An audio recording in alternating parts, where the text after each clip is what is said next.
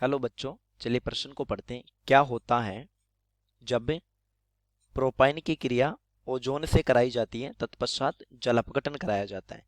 केवल समीकरण दीजिए, हमसे सिर्फ समीकरण पूछिए। तो आइए सबसे पहले प्रश्न की मुख्य अवधारणा पे बात करते हैं। मुख्य उदाहरण में लिखेंगे ओजोनी अपघटन से एल्काइन के, यानी प्रोपाइन जो है वो एक एल्काइन है, तो एल्काइन के दोनों sp संकृत कार्बन सी द्विबंध O समूह में बदल जाते हैं। चलिए प्रश्नानुसार प्रोपाइन की क्रिया ओजोन से करवाते हैं। ये हमारे पास प्रोपाइन है CH3 त्रिबंध CH प्लस O3। तो होता क्या है, कार्बन कार्बन के मध्य दोनों पाइबंध टूट जाते हैं और एक ऑक्सीजन इस कार्बन के साथ, दूसरा ऑक्सीजन इस कार्बन के साथ एकल बंध से जुड़ते हैं और ऑक्सीजन ऑक्सीजन के मध्य भी एकल बंध बन जाता है, अभी हम देखेंगे। और एक ऑक्सीजन जो है वो दोनों कार्बन के मध्य जुड़ जाता है और हमें ओजोनोइड प्राप्त होता है। CH3 कार्बन कार्बन के मध्य रह गया एकल बंध हाइड्रोजन, एक ऑक्सीजन इस कार्बन से, दूसरा ऑक्सीजन इस कार्बन से, ऑक्सीजन ऑक्सीजन भी एक बंध से जुड़ जाते हैं और एक ऑक्सीजन दोनों कार्बनों से जुड़ जाता है। इसको बोलते हैं ओजोनोइड। प्रश्नानुसार ओजोनोइड का जल अपघटन होगा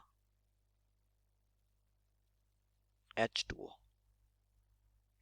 होता क्या है, ऑक्सीजन ऑक्सीजन के मध्य का ये बंध टूट जाता है, समान बंध विदलन होता है और कार्बन ऑक्सीजन के मध्य द्विबंध आ जाते हैं, क्योंकि कार्बन और ऑक्सीजन के बीच का ये वाला बंध और ये वाला बंध भी टूट जाता है। उत्पाद के रूप में हमें ग्लाइकोजेन मिल जाता है CH3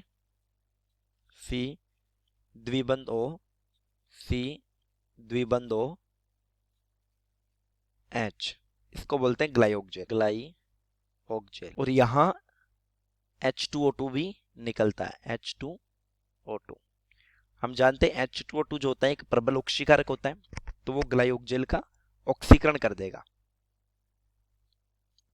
तो आगे देखते हैं। तो H2O2 कुछ इस तरीके का होता है HOOH, आधी खुली किताब जैसी इसकी संरचना होती है। तो ऑक्सीकरण में होगा क्या, कार्बन कार्बन के मध्य का ये द्विबंध टूट जाएगा। H2O2 यानी दो OH है, एक OH इस कार्बन के साथ लग जाएगा और एक OH इस कार्बन के साथ लग जाएगा और ये वाला बंध टूट जाएगा। तो हमें एक तो फॉर्मिक अम्ल मिलेगा और एक मिल जाएगा एसिटिक अम्ल। तो हमें मिल गया CH3 द्विबंध OH plus HC द्विबंध OH। इसको बोलते हैं एसिटिक अम्ल, इसका नाम हो जाता है फॉर्मिक अम्ल।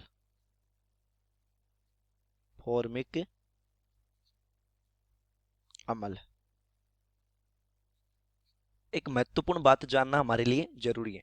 अगर ओजोनोइड का जल अपघटन जिंक की उपस्थिति में हो, ओजोनोइड का जल अपघटन जिंक की उपस्थिति में हो,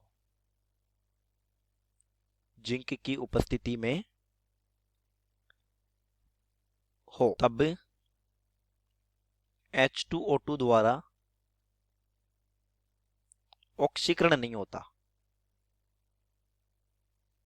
ऑक्सीकरण नहीं होता यानी हमारे पास फॉर्मिक अम्ल और एसिटिक अम्ल नहीं बनेंगे। कारण समझना, तो क्या है कि जो H2O2 है वो जिंक की उपस्थिति में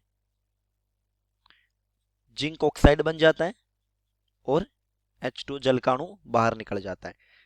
इस वजह से ऑक्सीकरण नहीं हो पाता। चलिए उम्मीद करता हूं प्रश्न समझ आया होगा। धन्यवाद।